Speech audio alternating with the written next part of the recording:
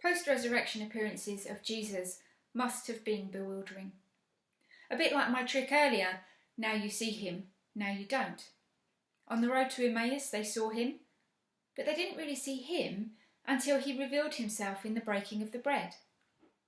The disciples behind locked doors were busily occupied with their own conversation when suddenly there he was among them, until he was no longer there among them, and the door never opened or closed. He keeps arriving unexpectedly and leaving equally as unexpectedly, in unexpected places and at unexpected times.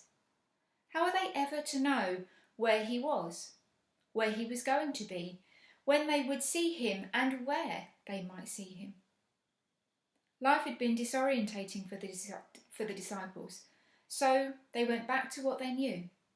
They went out on a boat with a fishing net. And if they were heading back to work, they were also heading back to the beginning of their respective stories with Jesus. Matthew's Gospel tells us that it was while Peter and his brother Andrew were casting their nets into the sea that Jesus called them to follow him in the first place. Matthew chapter 4 and verses 19 and 20 say, "Come and follow me," Jesus said, "and I will send you out to fish for people." At once they left their nets and followed him. James and John seem to have been a little further along the beach, mending their nets, and Jesus called them, and they followed too. In other words, a number of the disciples had been fishing when they met Jesus, so no wonder really that they went back to fishing again, back to a place of comfort and where they had first encountered Jesus. And to use a phrase from a well-known film from the 80s, they went back to the future. Of course, we know that it wasn't a terribly successful fishing trip, at least not at first. Our reading from earlier said that the disciples went out and got into the boat but caught nothing all night long. That sounds like a lot of hard work with very little to show for it. But then comes the encounter with Jesus. Just after daybreak, Jesus stood on the beach, but the disciples did not know that it was Jesus, is what our reading said. He asks them if they've caught anything, and they say no. He tells them to cast their net on the right side of the boat, and they'll find some fish. They do as this apparent stranger says, and lo and behold, the net is suddenly full to bursting, so full they can barely haul in the catch. One of them, it seems to be John, figures out that the stranger on the shore must be Jesus, and then Peter jumps into the water and swims ashore to meet him. Notice he doesn't try to walk on water this time. And what was Jesus doing when they made it back to shore?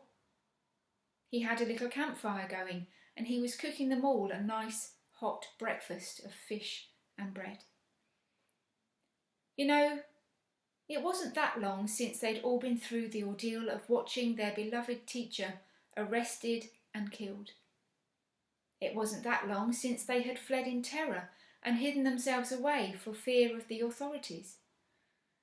And even when he appeared to them after his resurrection, as I've said, it still had to be pretty unnerving.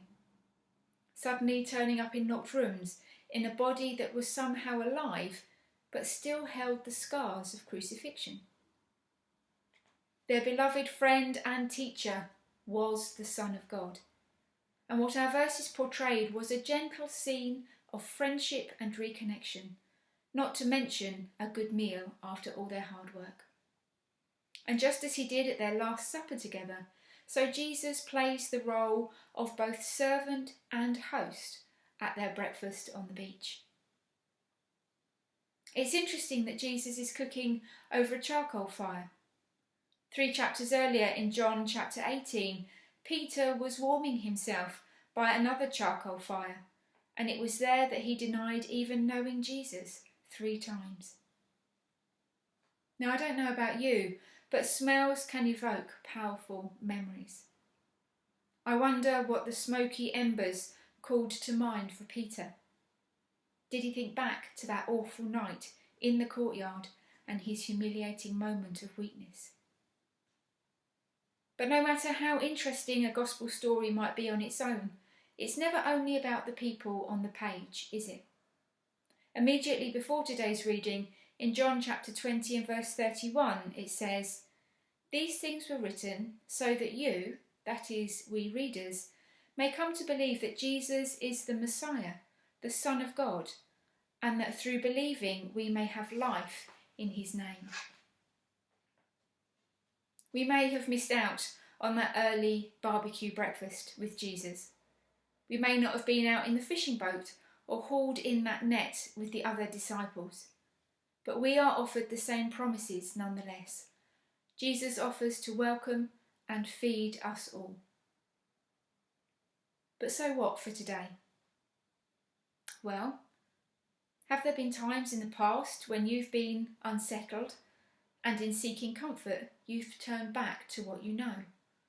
I know I have. Perhaps an example I can give is that I used to be really good at worrying and overthinking things. But many years ago now, I went through a situation where all the worry and all the overthinking in the world wasn't going to get me anywhere.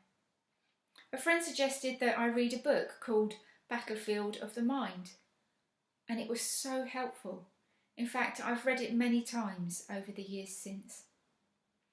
Now, if I ever find myself turning back to my old ways of worrying and overthinking, I remind myself of a positive scripture to lead my thinking in another direction.